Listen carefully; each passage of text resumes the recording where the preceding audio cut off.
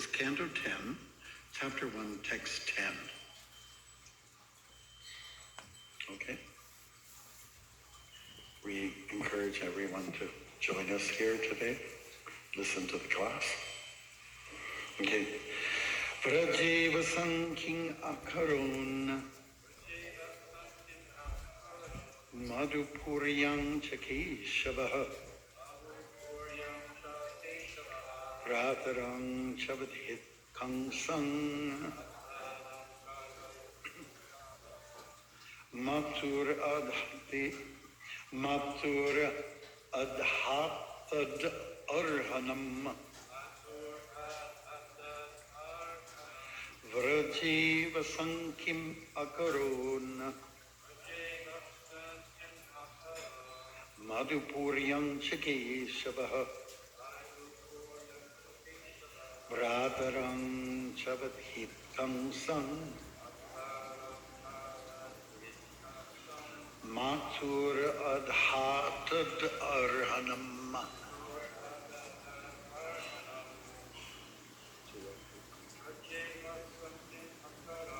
Rajeva Sanking Akaron Madhupuryam Chakeshavah Bratarang Chavadhit Kangsang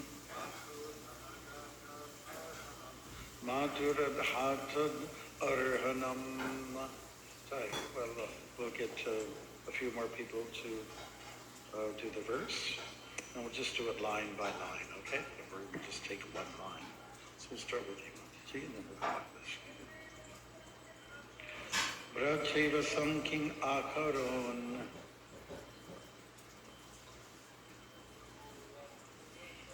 Madhupuryam Chakeshavah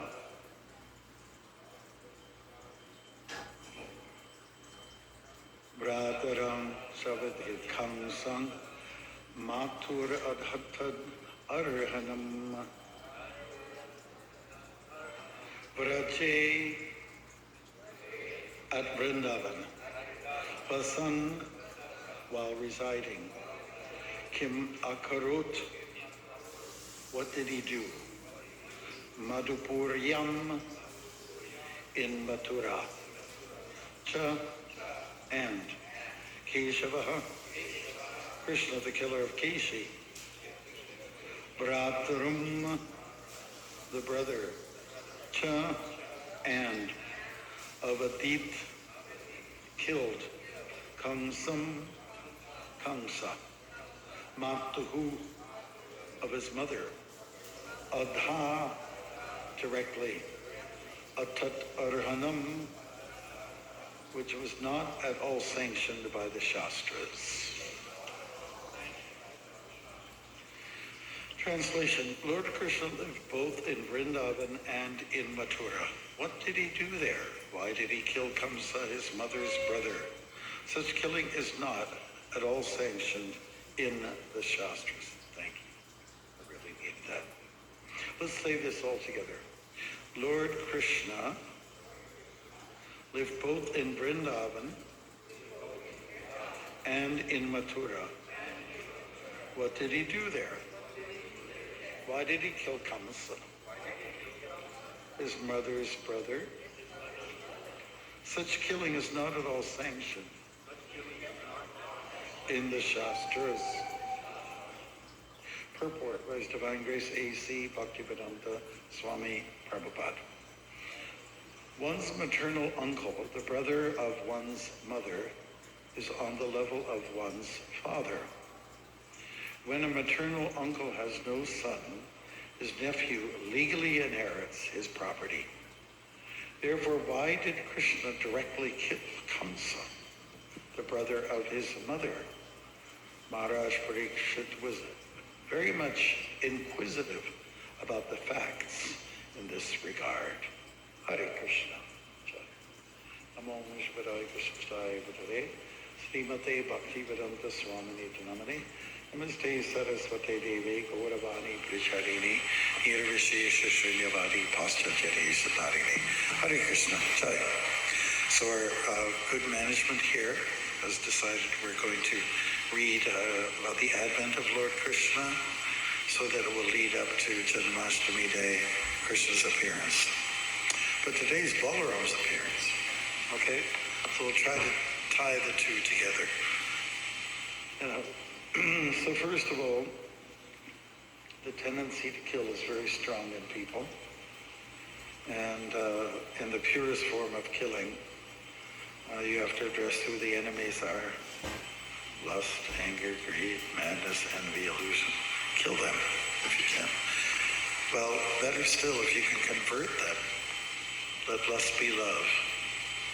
Let greed be enthusiasm for achieving the Lord's favor, etc.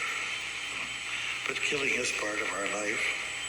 If you have some disease coming at you, a virus, then you try to get an appropriate vaccine.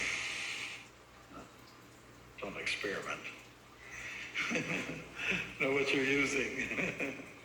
Even in the Ramayana, we have the story where Hanuman was searching for the cure for Lakshman. And, he had a hard time finding out the proper, plant, the herb that would cure, let's say, make Lakshman heal. So we have to look at the medicine. It's important. Krishna's medicine for the world is, he says, Yada yada hidaramashya glani yadabhavati bharata abhutanam adarmashya tadatmanam sarajamyam paritranaya sadhanam vinashaya chadushkritam dharma sanstapanaritaya sambhavami yuge yuge. From the 4th chapter of Bhagavad Gita, it is stated there that when there's trouble in the world, the Lord comes. He tries to bring a vaccine. He is the vaccine, by the way, and if you chant his name, that's the injection. And what else? The Lord comes to, protect the pious. Paritranaya sadhunam, sadhus, sadhu-like people. You may not be a sadhu, but you may have the qualities of a saintly person. Vinashya chadushkritam, second reason for the Lord's coming, and that is to kill. To kill, subdue, slash, etc. the enemy. And the enemy was already identified. Maybe there's a Kamsa in your life that you want to deal with. Somebody that chemistry doesn't work very well, but nevertheless you try to, make good with that person. We don't have to kill. By the way, you'll go to prison if you do. So we have to act in line with what's policy. And there's also such a thing as policy by Shastras. Generally you don't kill, and especially you don't kill women. And Putin was killed by Krishna. So he had some critics. You shouldn't kill the bull. And there's other stuff about it. He was a bull. And Krishna killed the bull. The bull represents Dharma, stability in duty. So Krishna killed a few. Radharani had some issues with Krishna. Look what you did. So sometimes killing is necessary. If you, somebody asked the other day, what about if you have bed bugs? Should you just let them control your life? Or should you go for killing them or sending them off somewhere? Perhaps the second option is the best. Do away with them somehow. I'm just in the middle of reading Govinda Dasi's book, A Place for Sandalwood and Roses, or the other way around. And she was talking about how when she left San Francisco, she wanted to follow Prabhupada. And Prabhupada went to New York. So she and her husband, Gaura Sundar, went there. The devotees were living in one very tight room, and the place was all full of bed bugs. We also heard about bed bugs being on the West Coast. They're horrible. They're terrible. I remember going to Cuba, and there we stayed in one sort of bed and breakfast or Airbnb, and there was bed bugs in the bed, and I couldn't sleep the rest of the night. Yeah, so what do you do about these kind of antagonists? Well, you have to address the problem. And so Krishna comes for two reasons. The first two we mentioned, there's one more actually, the third one. And he comes here to establish Dharma. Just keep the peace. Krishna comes to bring the peace and to keep the peace, Dharma. What is Dharma? It translates into regulated life. It translates into sadhana, which means, again, regulations, follow a sort of routine, which is good for your soul and your body. When we talk about Krishna's brother Balaram, who appeared a little bit before the Lord, Balaram is known as the Bala, like someone who's very strong in spirituality. Bala Rama. Rama refers to the joy of being strong spiritually. That's one way to look at it, right?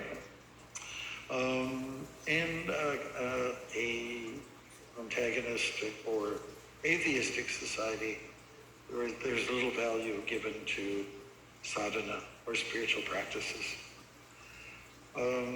Some people consider it's a sign of weakness when you go to God or when you express gratitude to a greater power than yourself, the creator, and so on like that. It's considered to be not scientific and definitely not very, let's say, practical. So those are some of the reasons why people say, religion is not good for you. Religion is the problem. Religion creates all the wars. And to some degree that's true, but not religious practice. True religion is when you show love. And it's not, an affiliation or hiding behind some kind of institution and its name. It's not by the denomination that you have to, a reason to fight. And there's a history of, in India, Shaivites and Krishna, maybe not so much physical, definitely in Europe there's a fight between the Catholics and the Protestants, a lot of deaths, loss of lives, so, oftentimes wars are fought over, commodities, resources. Could be salt, could be water, could be gold, right? What happened in South Africa, people just want gold. They found a lot of gold over there. So that's a good reason to actually take up arms and try to claim that land and fight over those causes which are not so just. We take shelter of Balaram because he represents that spiritual power, and he does play a role in the creation of the world. There is the Lord, that is Krishna, he is the source of all. Sarvasya Chaham, Ridi Sanivishto. Aham Sarvasya Prabhavo. I'm the source of all that is matter and all that is spirit. And from him is his expansion of Balaram. Balaram is his brother. By the way, it's great to have a big brother in your life. Does anybody have a big brother in your life? Maybe anybody who is the big brother? Okay. All right. It's a real asset to have a big brother, who kind of chalks out the path and is there like before you. He clears the forest before you, etc. He's there to protect you. Someone who picks on you. You've been bullied. It's good to have a big brother, somebody to look up to. The biggest brother is Krishna, but Krishna also has a big brother, Balaram, in terms of age as to when he appeared. In fact, Krishna felt an obligation. Balaram plays very hard. I'll massage his feet. God is massaging the feet, the legs of another side of himself. Okay? But Krishna created, let's say Balaram appeared in the world as a result of this multiple God dynamic. And then Subhadra is also part of the, plays a role in it all. In the story of Indradyumna, King Indradyumna, who so much wanted to see Nila Madhava, that means the blue Krishna.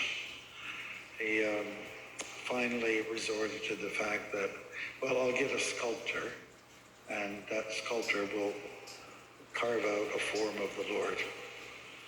And but what came out of that was that episode or that project was not just one feature, but another feature. That's Balaram, the elder brother to Krishna, and then a sister too, Subhadra. And this is, some of the details. These are the details behind the story of the threesome, enjoying each other's company. And one of those pleasurable activities was to go up north to Kurukshetra and a solar eclipse. And eclipses aren't always that auspicious, but if you could do something pious to counteract the ill effects of, eclipses like sun or moon, then you'll benefit. So they decided to go on a solar eclipse up north into Kurukshetra, where the famous battle took place, and many people followed them, the three great divine beings, and hence it became a big, party, let's put it that way. And a Vedic party means there's lots of yajnas, different forms of sacrifice, lots of mantras being chanted, also a giving and charity, cows, bulls, and so on to the Brahmins. It means listening to the Brahmins. Hopefully people will sit down and listen to a Bhagavatam class by the Brahmins. I'm not insinuating that I am a Brahmin, but the whole idea is to go for purification. And when you give your reverences, draw your reverences to Krishna and his brother and their sister Subhadra, it works. It works. I was thinking this morning about the personalization of God. And so here we have, I was watching Mother Dwarka and the other devotees setting the deities up on the swing, and it flashed in my mind, well, there's some people in the world that would say this is, absolutely offensive to worship the forms of God, images, idols. But we're crazy about it. We try to see God's image in all things, what to speak of images that are clearly defined as himself. And then we praise, we offer obeisances before them, we offer them flowers, we give them a swing. Wow, and then we feed them. Whoa, where are we going here? We're going over the top, maybe, in the minds and the eyes of some people. But we do try to understand the omnipresence of the Lord everywhere. And the Lord is, since he's everywhere, then we can appreciate that God is in the hearts and minds of all of us too. In fact, there's a piece of Krishna in all of us that we must adore and respect. And how you respect them, that depends. If you go anywhere in the city here, there's gardens everywhere, there's bushes, and some of them are favorable, some of them are unfavorable for getting close to. In the morning, there's all this morning dew, and there's some of them have thorns. Some of them are known to give you rashes, and it's very uncomfortable, to get close to them. But you can still respect them from a distance. I know, like poison ivy in the fall, it's one of the prettiest low-lying plants. It's like a yellow and a red. It looks quite beautiful. But you can respect it from a distance if you want to get close. Okay, it's totally up to you. But, we should, when it comes to the Supreme Personality of Godhead, Krishna and Balaram and Subhadra, we may keep a healthy distance. There is a danger sometimes by building up a familiarity with the Lord in the form of the Archa Vigraha. the deity. There is a danger there. We're getting very familiar. I mean, honestly, sometimes I've seen people get very caught up in deity worship and they're not very close. It can be very anti-sociable towards the devotees. So I think that we need to do is to strike a beautiful balance and understand that Krishna is in the bodies of the devotees as well. So that's something very strongly to consider. Let's see, like, we're honoring Balaram, and let's take a moment for a minute, like, just to see what it means to become strong, like Balaram. Balaram has this physical strength. In Greek mythology, we hear about Atlas. It's a personality, and he's holding up the globe. And he's doing it with some strain that's strenuous. But we also hear in our Shastras, we have a version of God, the God, not just a God, but the God in the form of Balaram, who can hold up not just the planet Earth, but the whole cosmic arrangement, and not with strain, but with ease. He's an amazing weightlifter. Keeps it all up in orbit. So Balaram does that, and gives a lot of pleasure to his younger brother Krishna. They don't always agree, by the way, with each other when it comes to matters of decision making. I mean, it was Krishna who was fine for Subhadra, their sister, getting betrothed to Arjuna. But it was not the preference of Balaram. He had somebody else in mind. And then Srila Prabhupada says in the Nectar of Devotion that there is not much difference between Krishna and Balaram. The only thing is the difference is in their color. Coloration of Krishna is like a dark blue cloud. Balaram, his complexion is like a white autumn cloud. And both clouds are really nice to look at, aren't they? Whenever I see one of those blue, very deep, dark, rich gray and blue clouds, I think, oh, that's Krishna. Oh, seems like all the colors are in there. And then you sometimes see those very nice white, puffy, billowy clouds, which represents Balaram. They're both nice, the clouds. I mean, that's beautiful. The other day I was in Quadra Island on one of the lakes, and it was a beautiful lake. I just kind of lie there and look up, and I was glancing at the clouds. And of course I saw a dragon, and then it became a crocodile, you know, and it happened so fast, you know. The clouds can be a major reference point, definitely for God. Also, the sun and the moon are references. We were looking yesterday at how Ramachandra appears in the Surya Vangsha, that is the sun dynasty. Krishna appears in the moon dynasty. But both are good. We need them both. If you have a nice fig, like a devotee brought so many figs a couple of days ago, so many. Anybody was coming to the door where I'm staying, I gave him a fig. And some devotees got very figged out.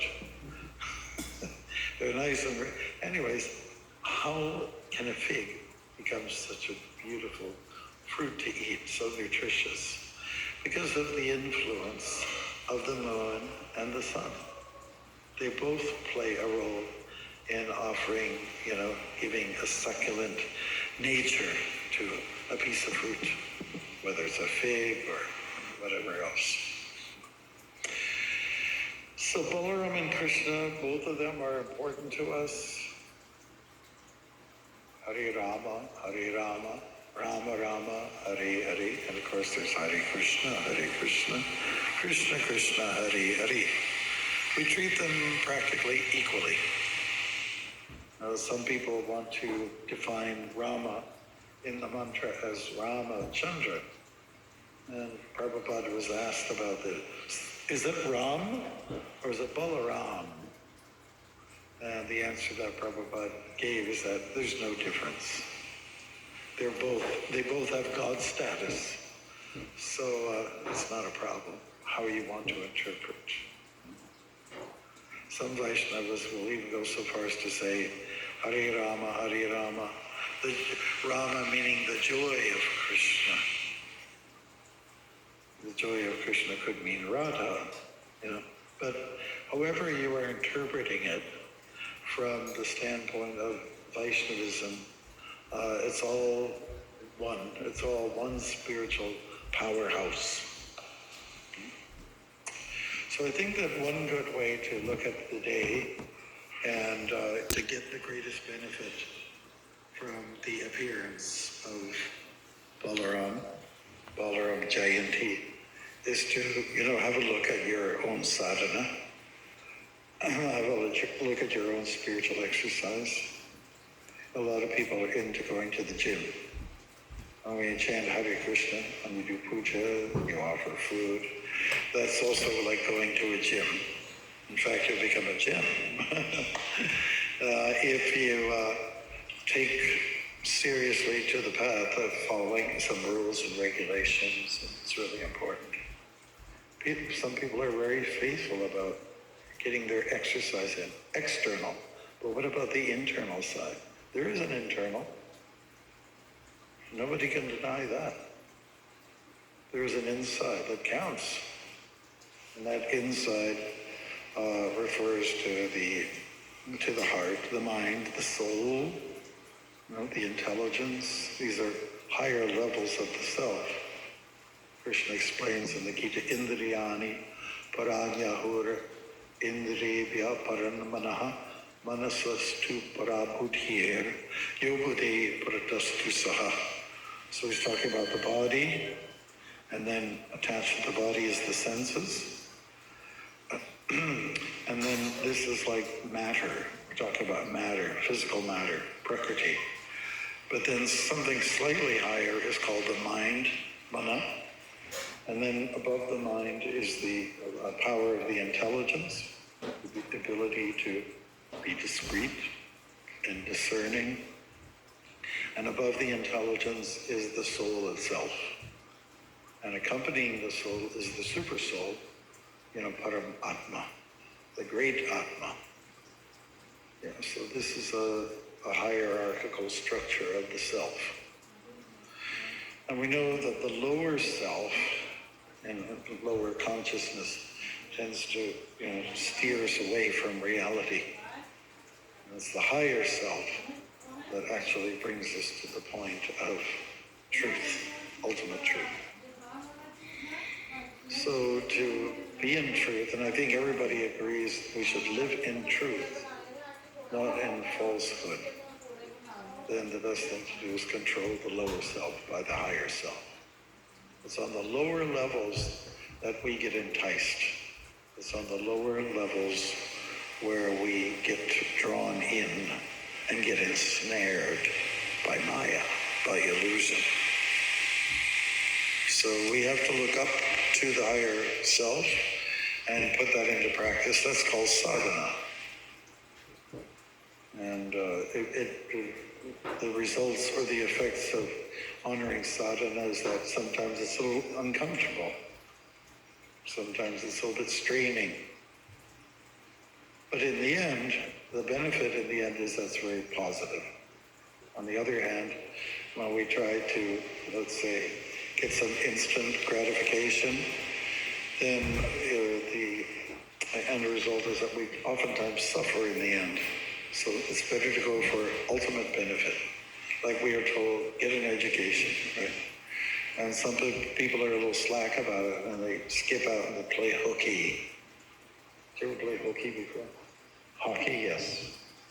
Hooky? Twice, okay. And try to skip out. But you know that if you stay for your studies, it'll bring about some good end results. Of course, there's been some geniuses who didn't do well in school and they couldn't learn anything. I mean, they were above the pundits themselves in realization. But plus, a rare bird, rare species. Krishna himself decided, I will go to school. He didn't have to. He knows everything. But he and his brother Balaram went to school. And they went to the Sandipani Muni school and learned many things about life. They learned 64 arts. And those 64 arts have a lot to do with tasting, feeling, touching, smelling, and so on. And it helps you, those arts helps any individual that goes through those courses to develop sensitivities in life, to help you to mature. The important things in life are learned in school, or should be.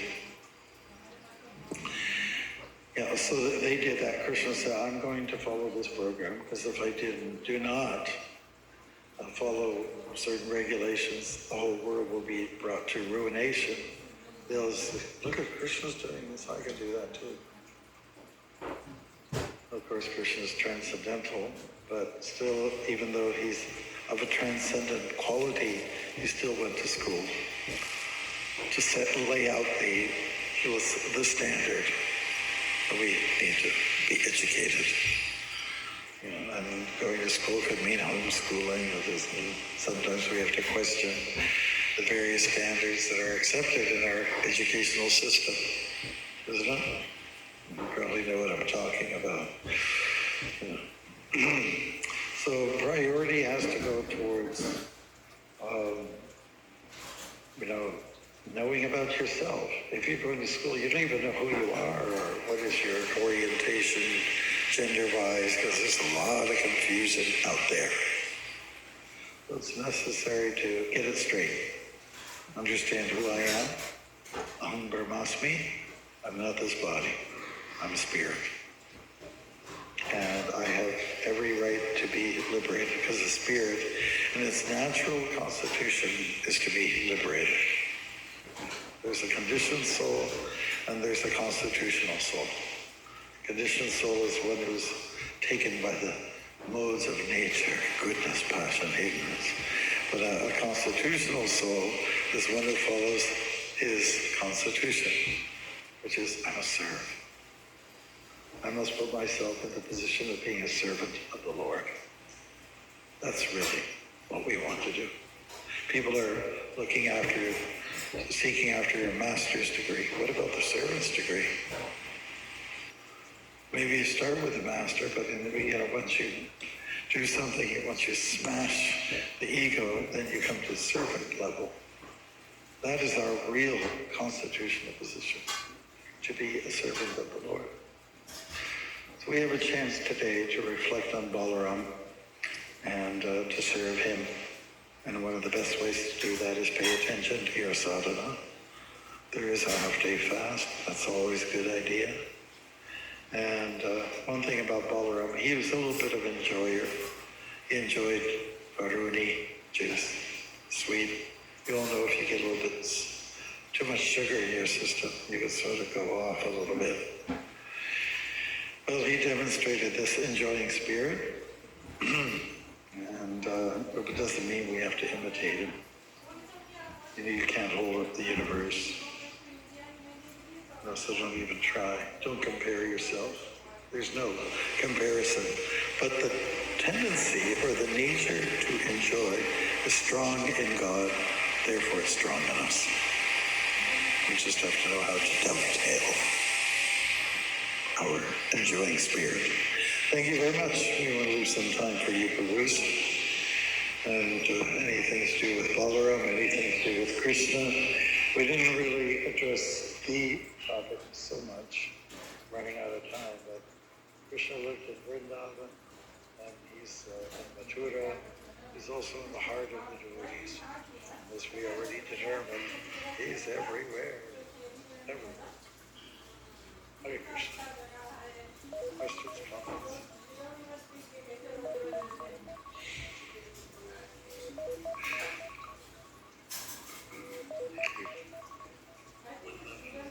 Thank you.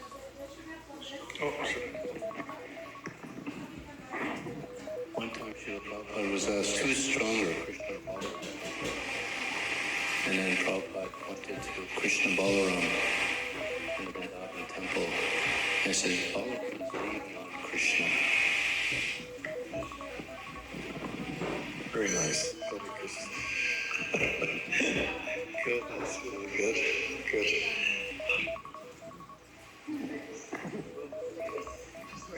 Thank you so much for such a wonderful class, Maharaj. I just have a question because sometimes when your voice drops, I can't hear. You said we take shelter of Balaram because he represents the spiritual power. Thank you so much.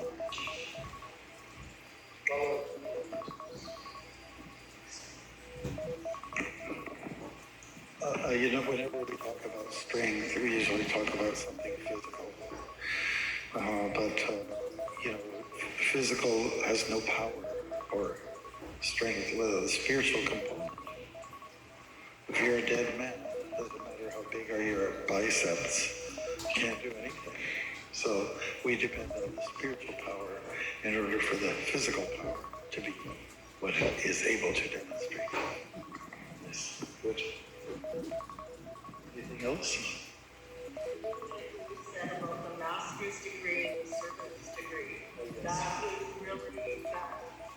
That was really impactful. Thank you. Yes. I'll get a master's degree. People are ready to say, I just finished my master's.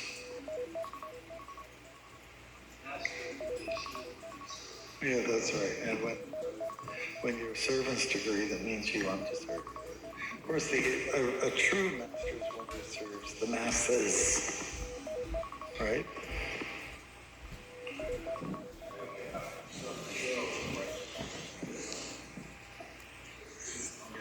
Krishna Balaram, but what about Subhadra? Because Subhadra was also the wife of Arjun, right? So I think there's some strength in that too.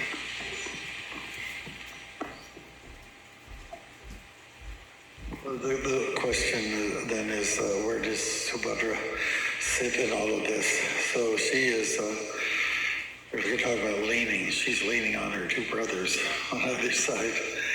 But she is also very strong. She's a very strong powerhouse of bhakti. Well, that's where power lies, by the way, in bhakti and service to others. So I was on the phone with somebody yesterday. They congratulated me for being nice to her friend, partner, even though he's not a devotee. He's not a devotee, but I said, but he has devotion. He has so many good devotee qualities, and there's strength in that. What are some of the symptoms of strength in devotion? Hearing nicely, reflective listening, being able to repeat what you heard, remembering something. These are some of the qualities of bhakti, 9 devotions. Being able to recall things, having a high level of cognizance, being ready to serve others, showing reverence so many different ways. Easy to make a friend, easy to surrender once one is convinced. Yeah, so a devotee is really somebody who shows lots of devotion. It doesn't have to be official. It doesn't have to be a tea-locked person. It doesn't have to be a dhoti-clad individual or a sari. It's somebody who shows devotion. And Prabhupada validated, other faith groups, followers by other traditions, when they cultivate their love for God. That's devotion. Really, it is. Okay. We've gone through the room here. Do you have any point? What should be our prayers on Balram Jayanti to Balram? The prayer on Balaram Jayanti is nice recommendation. Hare Krishna, Krishna Krishna, Hare Hare, Hare Rama, Rama Rama, Hare Hare, as a constant safeguard. It's the highest form of mantra, recitation that there is. And Balaram's name is in there. Maybe you can push it a little extra. Hare Krishna, Krishna Krishna, Hare Hare Rama, Rama Rama, Hare Hare. Maybe that's what you can do. Punch it a little bit, punch out the name of the word. Hare Krishna. One other question. Why do we not celebrate Subhadra's appearance day? Why do we not celebrate Subhadra's appearance day? It's a good question, and I'm not 100% sure. We do celebrate Radharani's birthday. That's coming up soon. That's kind of like the divine female energy. Do we know when Subhadra was born? Can anybody say? It is.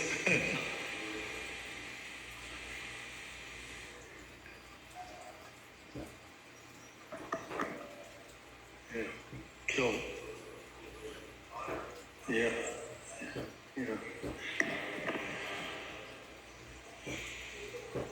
Yeah, so Subhadra. It is Subhadra. Yeah, so she was born at the same time as Krishna. So a female and a male, they were born at the same time. Mistaken. Yeah, on Krishna's birthday, yeah, because definitely. And Krishna's coming to this world is highly dependent on Yoga Maya's participation. When he comes with his VIPs, or the KIPs, Krishna important persons. And so she's one of those individuals who comes to help, let's say, bamboozle the difficult people, as in the case of in the prison. Yogamaya played a major role. She just put everyone to sleep. And she was born at that time too, as Subhadra. Good question. Hare Krishna. She was also a cause of a rift indirectly. She was also a cause of a rift, indirect rift between Krishna and Balaram. Because Krishna wanted her to marry Arjuna and Balaram had somebody else in mind. Very much. We did mention that in this sit down here, that there was a difference between Krishna and Balaram, their opinions. Sometimes they collided. Hare Krishna. Leela Nandaprabhu, how are you? It looks like you're busy. But the apron gives it away. Any comments you'd like to make? Yeah, let's see if I can remember the mind. The one property of the mind is to forget. So he was saying about, what were you saying, Jai Govinda? I was thinking about something. Oh, yeah, she's, right, she created a rift. So, she's a Shakti Tattva. So, if she married Arjuna, then we can, Arjuna. So, we can conclude Arjuna is not a Jiva Tattva, but it's also a Vishnu Tattva. Because we see that is Narayan. This is very difficult to grasp this concept. Sometimes it's addressed as Narayan is addressed as one person, but this is fact two personality, Nara and Narayan, which are still meditating in Badarik Ashram to this day. They're still there. So, and it's funny because in the Bhagavad Gita, this character Arjuna is presented like a jiva, someone who is overcome with bewilderment. But of course, we can understand that he's just playing a part. He gets bewildered too. Tell us how. Well, when Aghasura came, all his friends walked into his mouth, and Krishna got bewildered, so what to do? It is part of the play. It's part of the drama. We keep that in mind. The drama might not be what practical life, but it is. Yeah. Yeah, the demigods, and also Krishna was concerned. Hare Krishna. Very good. Thank you. We'll stick to the program. 10 o'clock. More is going on. So good to see you. Panchakalpatarubhyascha kripasandhubhyevacha patitanam pavanebhyo vaishnavebhyo namo namaha. I wish you all a very nice celebration today. And while you're doing that, a couple of us are going to Sharanagati and we'll celebrate Balaram's appearance.